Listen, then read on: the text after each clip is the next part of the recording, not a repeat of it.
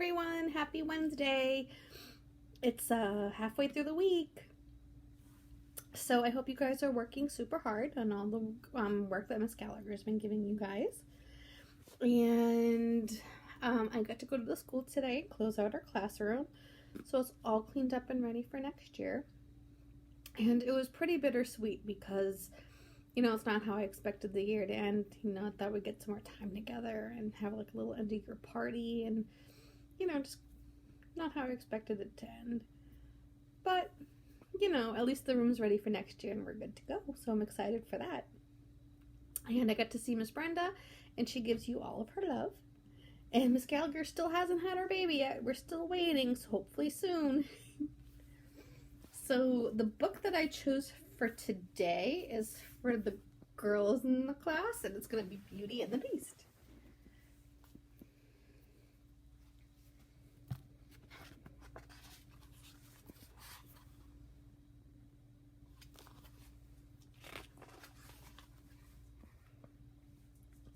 There lived 3 sisters and a father in a humble house in the country.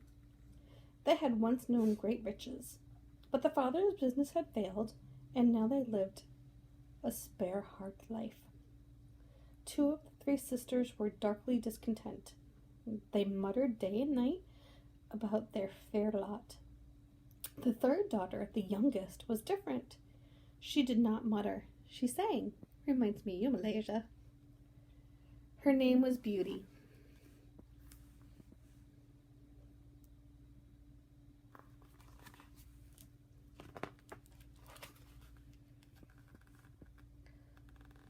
One day, news arrived. A ship thought lost at sea had sailed into port, and its cargo belonged to Beauty's father. The cargo would restore his lost riches. That was my dog yawning, I'm sorry. The 2 eldest daughters were overjoyed. Having riches was all that mattered to them. Beauty was happy too, but her happiness was for her father, who could once again stand tall.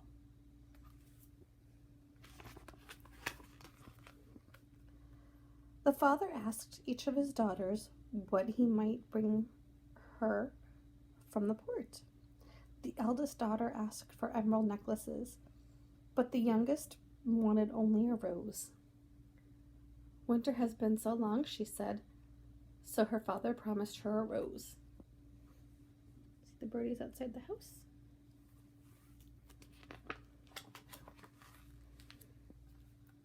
But alas, there was a tragedy. When Beauty's father arrived at the port, all the cargo had been stolen. He was left with nothing and faced a long, sad journey home. Deep in the forest, a blizzard set upon him. He became lost. His horse guided him to a stone castle in the wood, and the poor man stumbled inside, fell on the floor, and slept.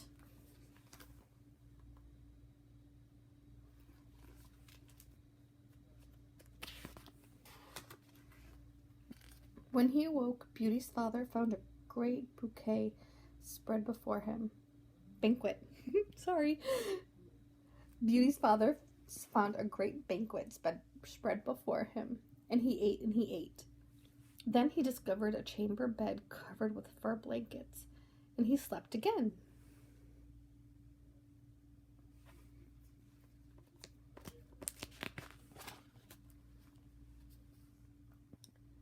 The next day the blizzard had passed, and Beauty's father set out for home.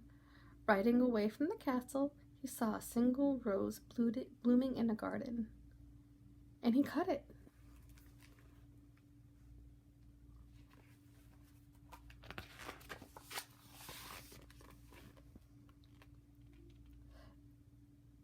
There erupted then such a sound as to nearly stop the man's heart beating, and a terrible beast was upon him.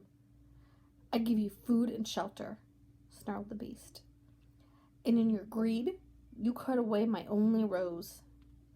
Shaken, the father told the beast of his long journey and of his youngest daughter, who had asked for nothing but a rose. "I am very sorry," said Beauty's father. "I owe you my life."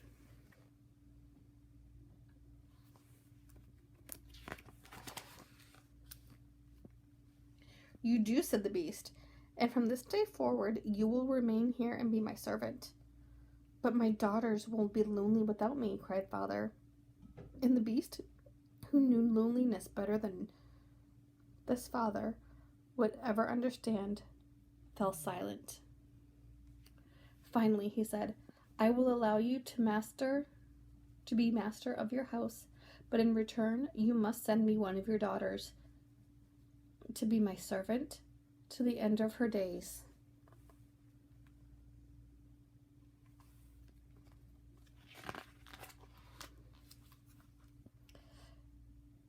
There is no father of honor in the world who would sacrifice his daughter to a beast, and this father was no different. He returned home to tell his daughters they must live life without him.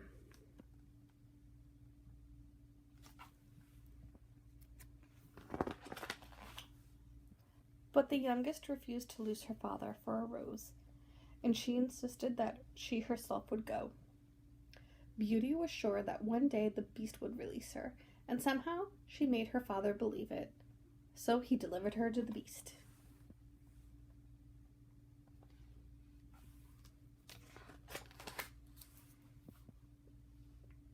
Beauty had prepared herself for the beast's terribleness, and when he took her hand, she did not tremble. So began the story of Beauty and the Beast.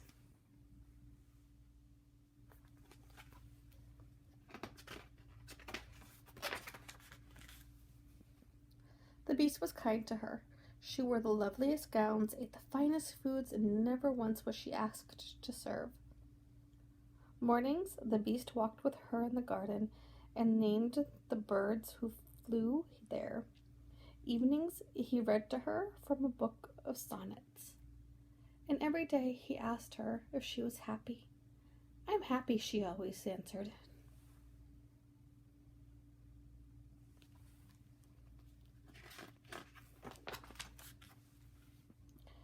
Then one day the beast asked her to marry him, but Beauty said sadly, "I cannot marry you, for I do not love you." And sadly, the beast accepted her answer.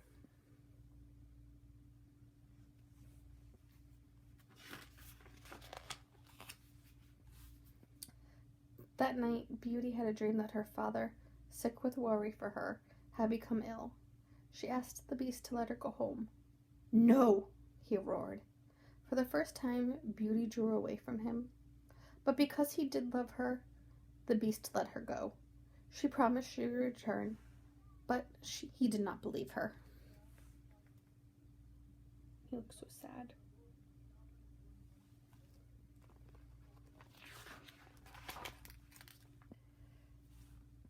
Gratefully, Beauty went home and nursed her father back to health.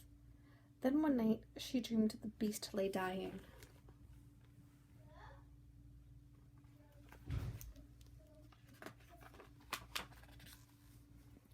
In the morning, she rode hard to the stone castle.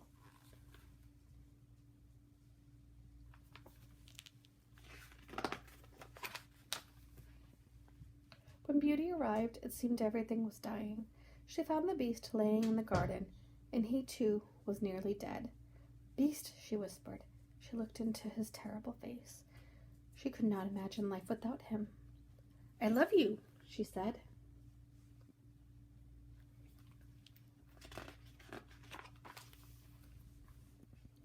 The moment she spoke those words, the beast gave a terrible shudder, and at once was transformed into a beautiful young man. "No," cried Beauty, "where is my beast?" The young man smiled and spoke softly. "Your love has broken the spell. I am a beast no more." Beauty looked into his eyes, and she knew this was her beast, in lovelier form, her dear beast.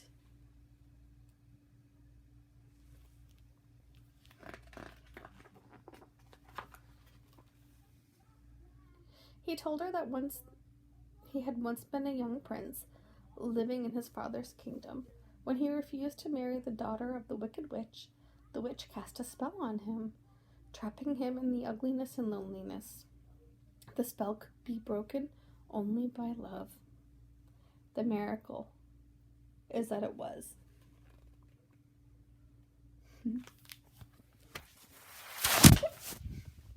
So I hope you guys enjoyed that book, and I'll see you tomorrow. Have a good night. Bye.